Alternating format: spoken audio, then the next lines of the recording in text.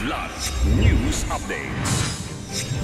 Mga balita ngayon, 2 buwang pagkawala ng 3 negosyante sa Taguig iniimbestigahan ng PAOK, 300,000 pesos na pabuya inialok sa anumang impormasyon. Lalaki sugatan sa pamamaril shabu at baril nasamsam. Mahigit 1.3 million pesos halaga ng shabu nasamsam sa bypass sa Bulacan. Ako po si Cesar Soriano para ihatid ang mga nangungunang balita sa buong kapuluan ngayon. Iniimbestigahan na ng Presidential Anti-Organized Crime Commission o PAOK ang pagkawala ng 3 negosyanteng sina Henry Angelo Pantoliana, kanyang asawa na si Margie at kasosyo nilang si Richard Cades na huling nakita noong Hulyo 6. Ayon kay PAOK Executive Director Gilbert Cruz, tinitingnan ang anggulong may kinalaman ito sa isang negosyong nauwi sa alitan.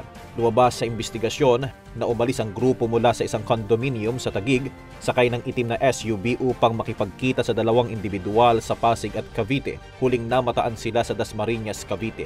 Kalaunan, nag-flag ang bangko ng kahina-hinalang transaksyon sa account ni Henry. Nag-alok ang PAOK ng 300,000 pesos pabuya para sa impormasyon sa kanilang kinaroroonan.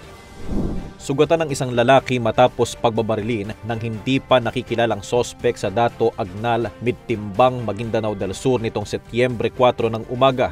Kinilala ang biktima na si Aldren Almento, 41 anyos, mula General Santos City. Habang nagmamaneho, pinagbabaril siya ng sospek at agad na isinugod sa ospital. Sa crime scene, na-recover mula sa sasakyan ng biktima ang isang sachet ng hinihinalang shabu, digital weighing scale at isang kalibre 45 na baril na may 7 bala. Patuloy ang investigasyon at hot pursuit operation ng mga otoridad laban sa tumakas na salarin. Mahigit 1.3 million pesos halaga ng hinihinalang shabu ang nasamsam sa isang bypass operation sa Kalumpit, Bulacan, kung saan isang lalaki ang naaresto. Naaresto ang sospek na si alias Sacho, 63 anyos, tricycle driver at residente ng Barangay San Marcos, Kalumpit sa operasyon ng Kalumpit Municipal Police Station noong gabi ng Setyembre 3 sa Barangay Palimbang. Ayon sa ulat ni Police Lieutenant Colonel Leopoldo Estorque Jr., Acting Chief of Police ng Kalumpit MPS, kumpiskado mula sa sospek ang 4 na sachet at 2 plastic bag naglalaman ng hinihinalang shabu.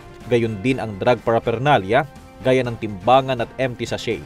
Tinatayang nasa 200 gramo ang kabuoang bigat ng nakumpiskang droga na nagkakahalaga ng 1,360,000 pesos. Nasa kustodiya na ngayon ang sospek at nahaharap sa kasong paglabag sa Republic Act 9165 o ang Comprehensive Dangerous Drugs Act of 2002. Para sa Kidlat News Channel, ito si JP Adaw, nag-uulat.